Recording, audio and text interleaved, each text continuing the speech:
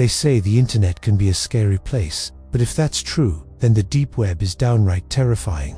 From stolen credit card numbers to illegal weapon sales, the dark web is mostly known for the sinister things you can buy there. But nestled within the deepest, darkest corners of the web lies a place few dare to speak of.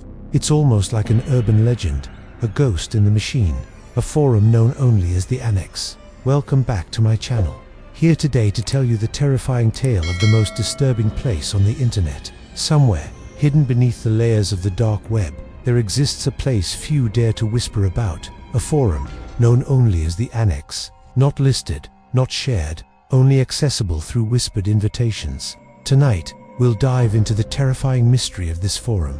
Who created it? What was its purpose? And why did the few who managed to escape describe it as the most disturbing place on the internet? Back in 2012, tales began to surface about a hidden forum known as the Annex. First mentioned on Reddit, the story was written from the perspective of an anonymous user who stumbled upon the forum by accident. He explained how he clicked on a hidden Tor link, only to find a page that looked like an empty forum. But within minutes, new posts started appearing, and they weren't just any posts. They were about real people, real addresses, real lives. At first, he thought it might be a prank, but then the posts got personal, too personal. And that's when he realized he'd entered a nightmare. The poster claimed that once you logged into the Annex, it monitored everything you did, every search, every keystroke. And when you finally logged back in, it posted about you. He managed to take screenshots before the post was taken down, and in those screenshots were entire sections labeled faces you might know, unfinished business and collections. But what were these collections? No one knew, not until people started digging deeper.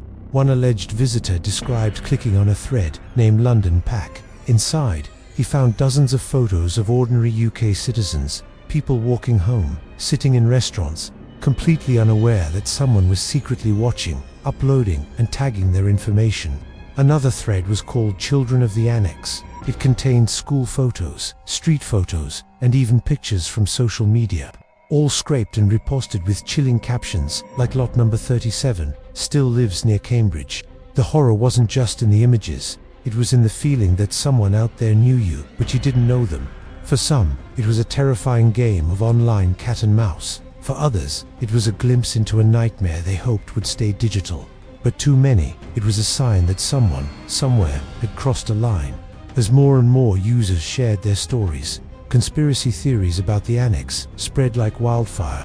Some claimed it was a government honey trap, monitoring criminals. Others believed it was an organized crime database, used for stalking, kidnapping, and trafficking. And then there were the darker theories that the Annex was a red room recruitment ground, a place where stalkers, hackers, and predators could connect before moving into live-streamed horrors. But what makes the Annex unique? Unlike other marketplaces, this wasn't about money. It was about collecting faces, collecting information, collecting lives. Imagine logging in and seeing a thread titled, "Do you know your neighbor's face is for sale?" Now imagine scrolling down, finding your own photos posted by someone you've never met, someone who knows your name, your address, your daily routine, your fears, your dreams. That's the nightmare presented by the Annex, a place where anonymity is a luxury and privacy is a myth. And then there are the theories, the wilder ones, the ones that make you question reality itself. What if the Annex isn't a place? What if it's a state of being?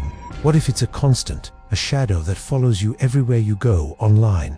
What if the Annex is always with us? The legend of the Annex grew over the years, becoming a modern-day myth. In 2019, it reached a fever pitch with claims that it had evolved into something even more sinister.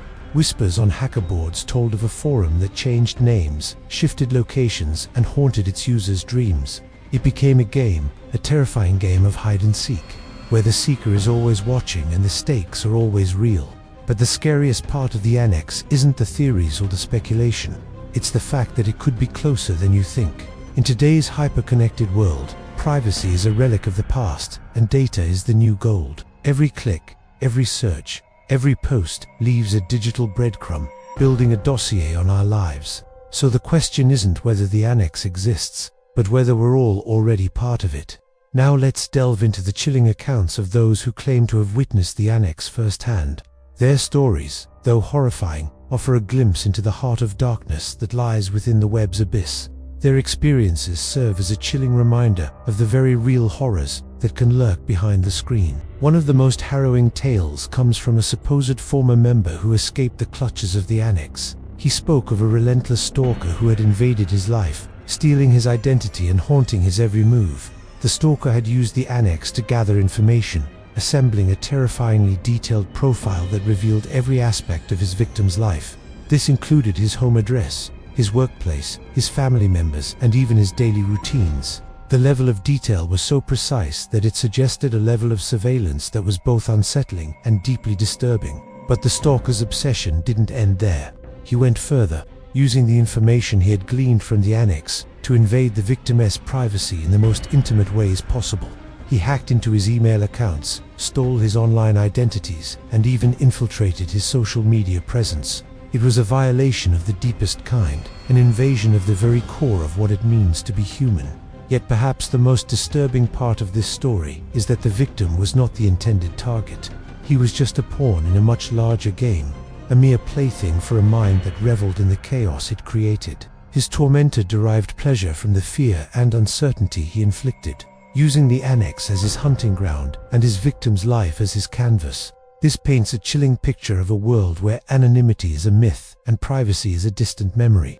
It suggests a future where our every move is tracked, our every action monitored, and our every fear exploited. Another terrifying tale comes from a journalist who dared to investigate the Annex. He wanted to uncover the truth behind the forum, to peer into the abyss and bring back the knowledge. But what he found was far beyond his wildest nightmares. As he delved deeper into the dark recesses of the web, he uncovered a world of unimaginable horrors. He saw things that shook him to his core, experiences that left him questioning the very nature of humanity. His investigation took a sinister turn when he was targeted by the forces that controlled the Annex. His email was hacked, his phone was bombarded with cryptic messages, and his every move was tracked with unnerving precision. It was as if a predator had scented blood and was closing in on its prey. The journalist had stumbled too close to a truth that some were desperate to keep hidden, and now he was paying the price. What he uncovered was a conspiracy so vast, so intricate, and so terrifying that he could never have imagined it. The Annex was not just a forum. It was a gateway to a world where the darkest desires and most unspeakable acts were commonplace. It was a place where the boundaries between good and evil were blurred, and where the rules of society meant absolutely nothing. These stories are not just tales of horror, they are warnings. They serve as reminders that the dark web is not just a place of make-believe, but a realm where real horrors unfold every day. They force us to confront the darkness that lies within the depths of our digital world, and to acknowledge the very real dangers that lurk beneath the surface of our online lives. While the Annex remains shrouded in mystery, one thing is clear: the true horror doesn't lie in the forum itself, but in the depths of human depravity that it exposes. As we wrap up our journey into the terrifying realm of the Annex, let's take a moment to appreciate the bravery of those who dared to speak out. These individuals risked their own safety and privacy to bring light to a darkness that would rather remain hidden. Their courage allows us to see the truth, however unsettling it may be, and to understand the very real dangers that lurk in the shadows of our digital world. But remember, the Annex serves as a warning, a reminder that in a world where anonymity is a fading memory and privacy is a luxury, we must be vigilant. We must protect our own narratives and ensure that our digital footprints do not lead us into a nightmare from which we may never awaken. Before we go, I want to hear from you. Have you ever heard of the Annex before tonight? And what do you think? Does it exist, or is it just a creepy legend? Let me know in the comments. If you enjoyed this video, please hit that like button and share it with someone who loves a good mystery. Don't forget to subscribe. Thanks for joining me on this journey into the darkest corners of the internet. Until next time, stay safe and keep exploring the shadows.